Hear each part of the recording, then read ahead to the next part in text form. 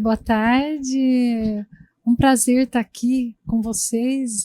As apresentações foram maravilhosas.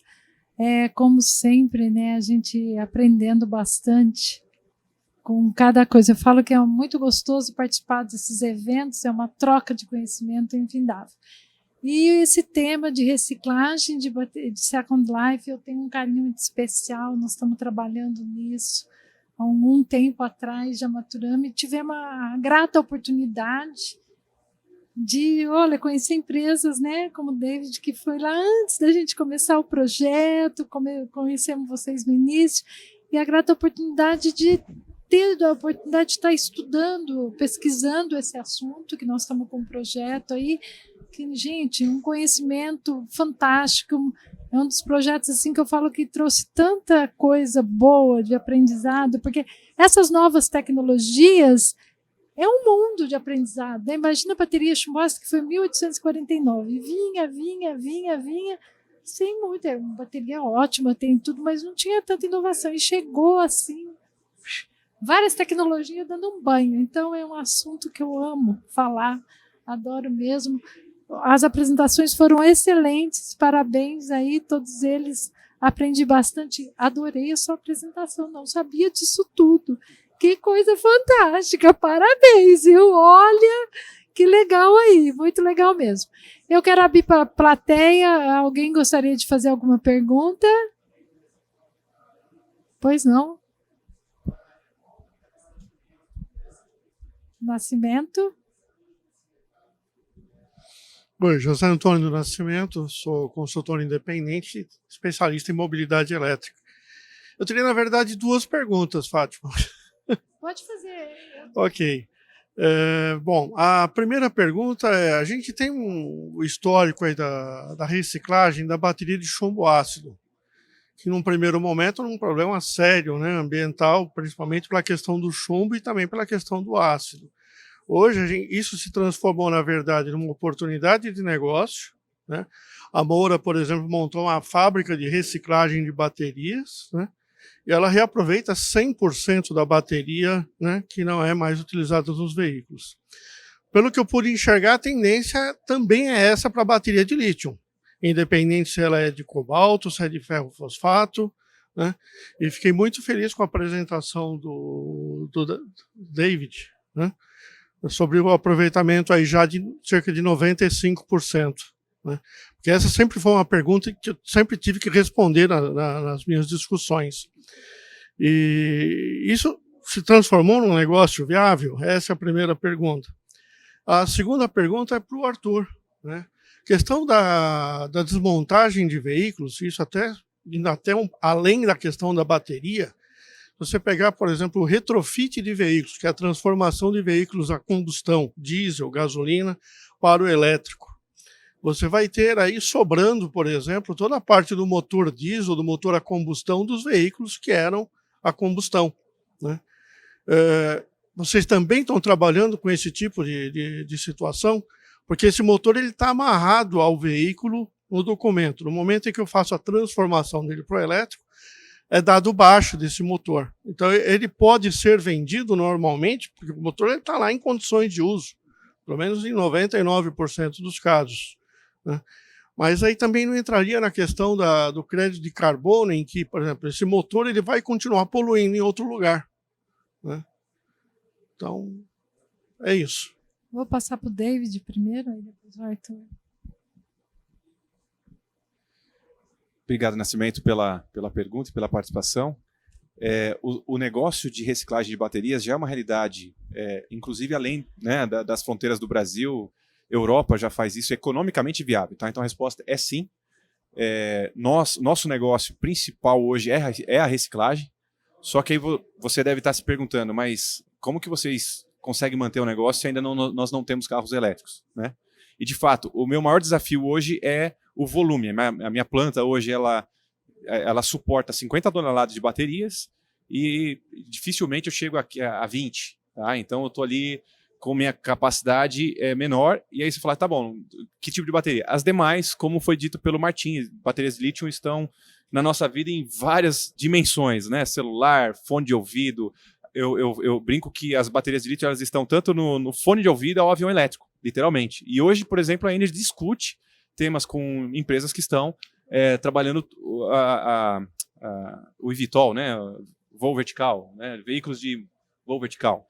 Então, nós discutimos e temos projetos e temos discussão em praticamente todas as esferas. Você citou uma coisa, a bateria LFP, de lítio ferro fosfato, ela não tem, economicamente falando, hoje ainda ela é um passivo. Então, quem descarta vai ter que assumir esse custo porque não tem o cobalto, não tem o níquel. Embora o lítio está subindo tanto, né, nós chegamos aí à casa de $70 mil a tonelada do lítio, então daqui a pouco vai começar a ser viável também, se não parar. E a tendência do lítio é continuar subindo. Tá? Existe uma corrida, né, frenética para minas e instalações aí, porque não vai dar conta da demanda esse movimento. Mas fico feliz porque não é só as baterias de lítio, nós temos outras alternativas que vão dividir esse desafio da descarbonização.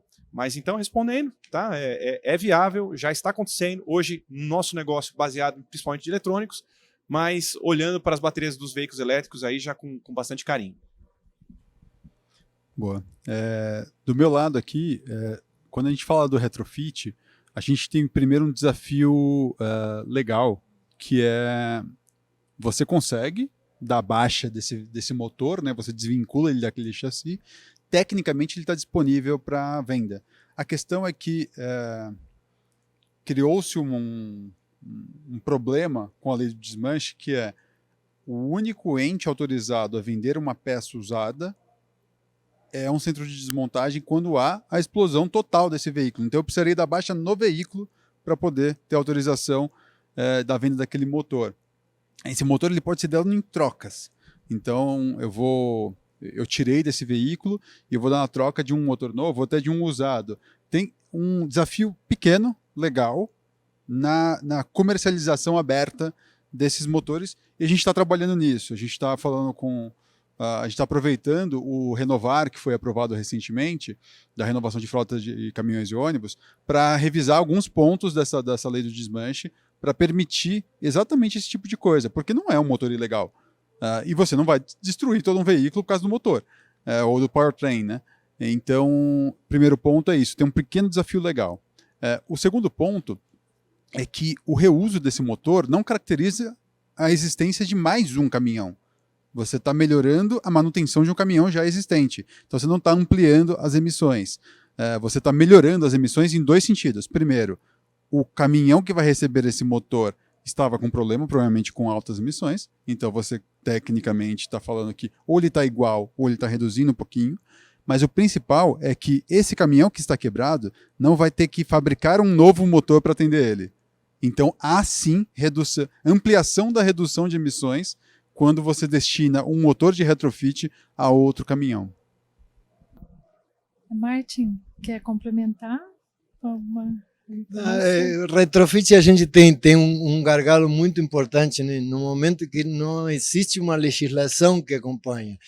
Tecnicamente é viável, como acontece com a reciclagem e reutilização das baterias, porém não tem uma legislação consolidada.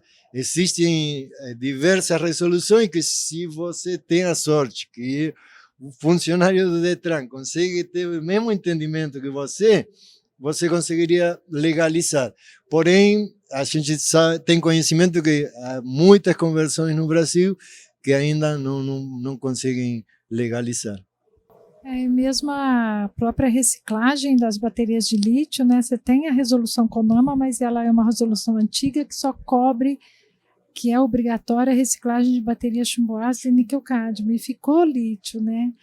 O duro é que a gente não sabe aonde falar, né? A gente vai em fórum, fala, mas não sei onde chegar para mudar essa. Então é uma coisa que precisa ter isso, né? Porque isso ajuda também, é óbvio, né? Que antigamente não tinha, mas agora a gente está tendo esse mercado e cada vez mais crescente, né? Vitor, gostaria de complementar alguma coisa? Pois não, pode.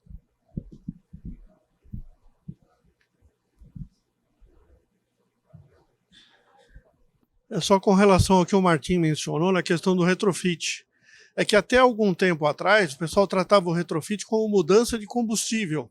E aí entrava nesse problema que você colocou mesmo. Era complicadíssimo, porque você não precisava de CAT, não precisava de nada para fazer isso, só da autorização do próprio funcionário do Detran, né? Então dependia realmente da boa vontade ou da inspiração do funcionário.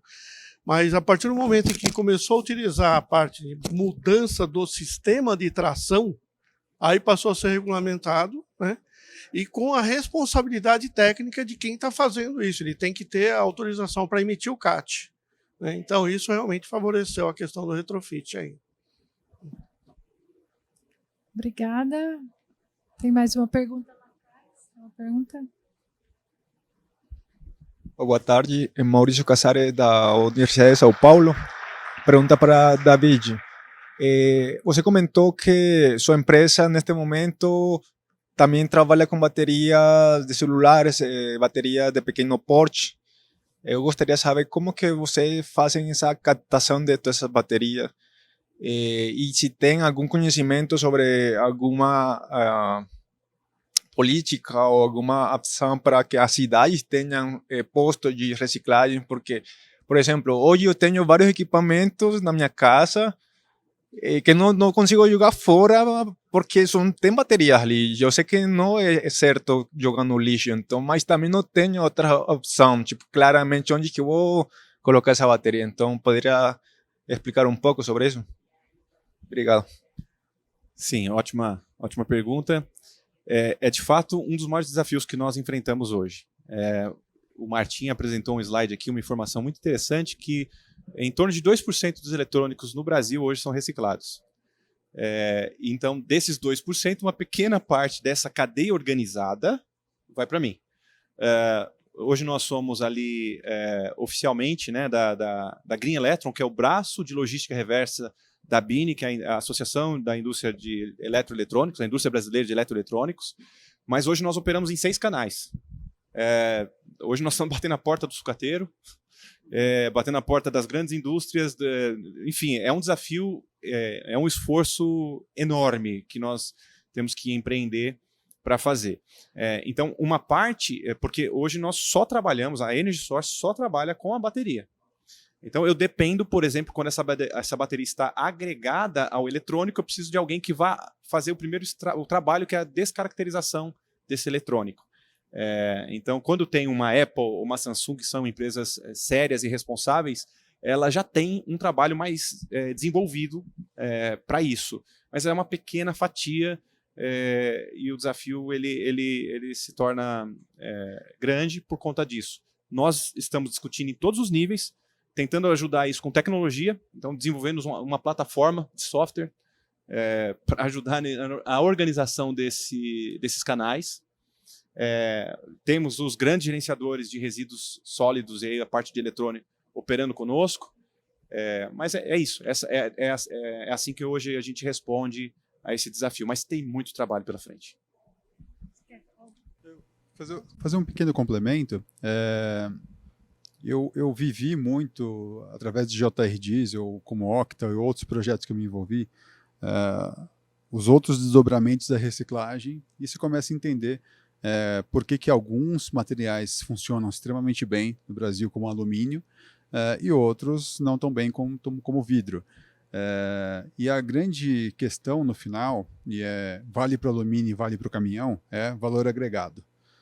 Quando o ente catador, entre aspas, entende valor naquilo que ele está encontrando na rua, aquilo vai parar no lugar certo. Então é isso que acontece com o alumínio. Você não acha uma latinha de alumínio no rio, você não acha num cantinho, você não acha. Ela simplesmente vai chegar no lugar certo. E eu acho que a gente tem uma oportunidade muito grande, porque essas baterias hoje estão concentradas nas periferias. Porque a gente tem o reuso desse monte de aparelhos e eles vão morrer dentro de uma periferia. A partir do momento que a população perceber que há oportunidade naquele trocinho, e que seja uma oportunidade de R$5, de R$1, 50 centavos, mas uma vez acumulado, dá um monte de real, esse troço vai chegar na mão certa. Muito boa colocação, também acho que é isso mesmo, que vai o valor agregado. Tanto é que, às vezes, muitos sites de telecom que tem baterias de chumbo, que o chumbo, a bateria de chumbo vale, às vezes rouba para levar a bateria para reciclagem. É complicado. Eu queria perguntar aqui para o Vitor. Vitor, nós estamos fazendo uso das baterias de Second Life, uma aplicação de uma bateria para usar junto com o sistema fotovoltaico, um grid.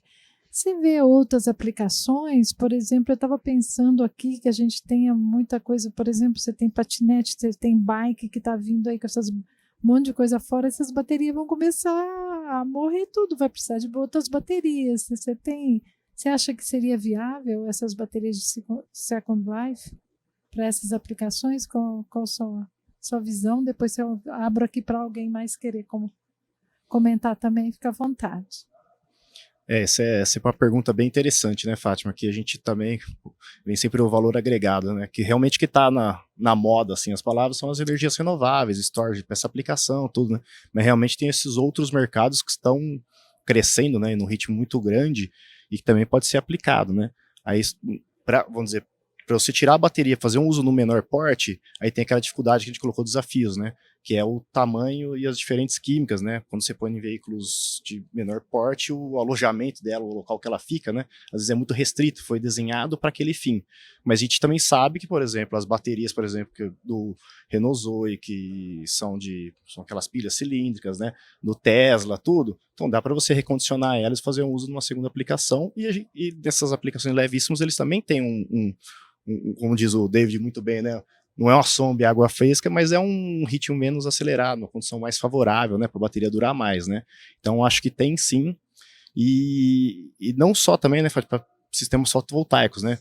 Muito se vê para aplicação de backup, né? Backup é um foco assim muito grande, né? Até para backup para as grandes empresas de telecom, do setor elétrico, né? Porque realmente elas estão sempre a 100%.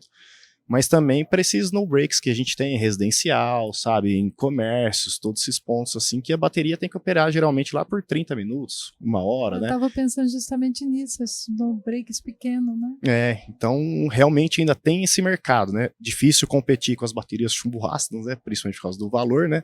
Mas aí é aquela questão das novas tecnologias que ela pode realmente, vamos dizer, financeiramente chegar próximo do valor, e aí tem a questão toda do monitoramento, da confiabilidade, todos esses pontos que ainda dá para brigar nesse mercado, né?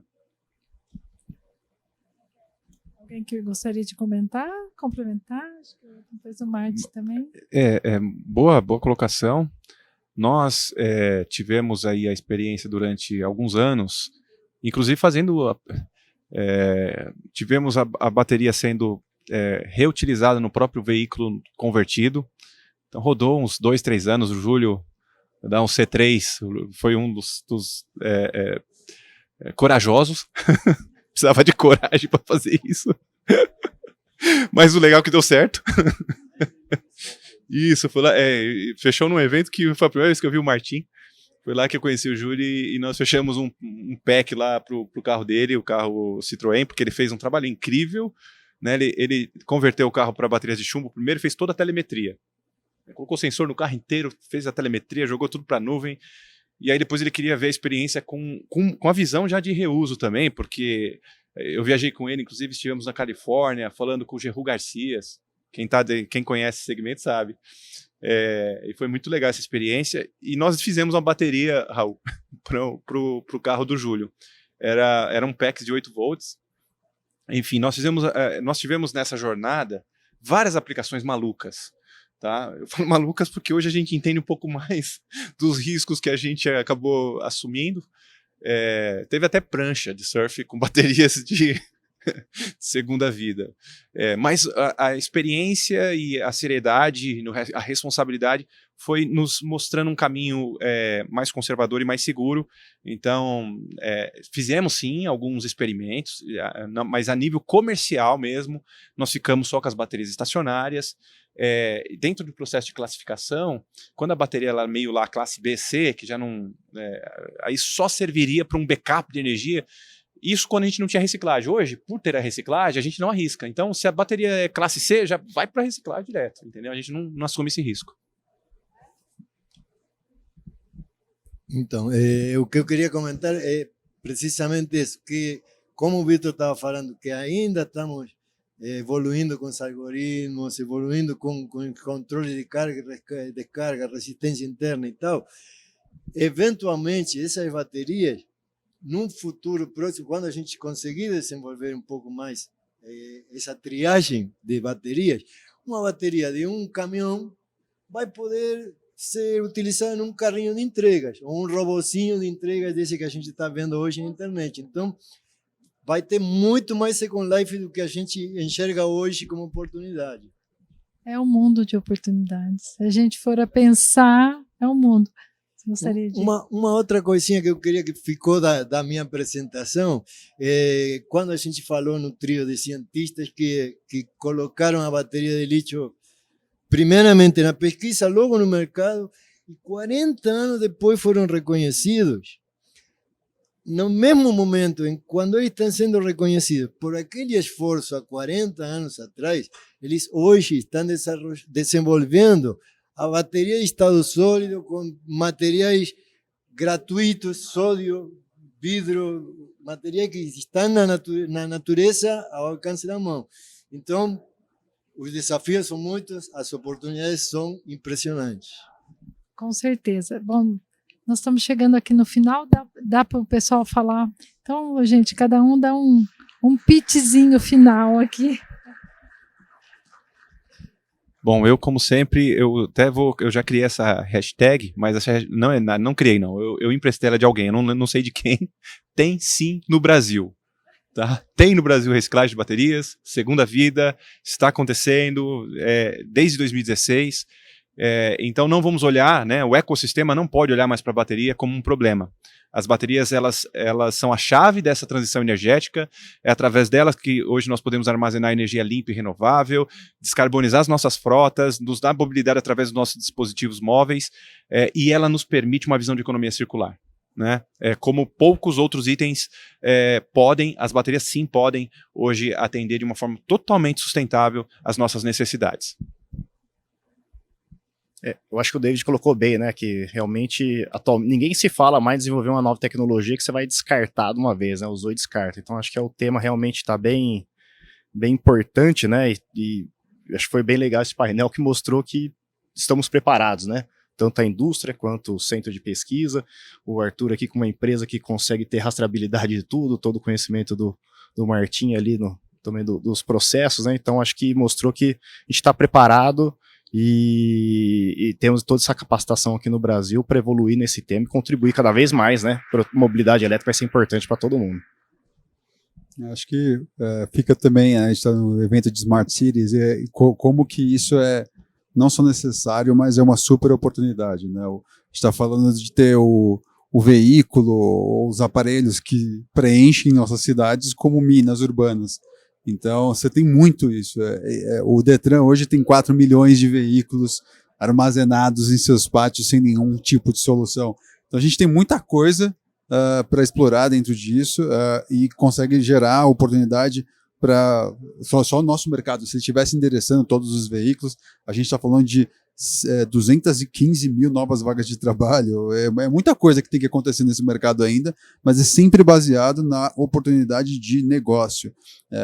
Incentivo é bem-vindo, tudo que o governo, a sociedade puder ajudar é bem-vindo, mas esses negócios têm que parar de pé. Então a gente está aqui falando de negócios que param em pé e a prova é que dá para resolver o Brasil usando os problemas do Brasil de uma forma mais inteligente. Obrigado. Eu não tenho mais o que agregar. Depois de tudo que foi falado, eu apenas posso falar obrigado.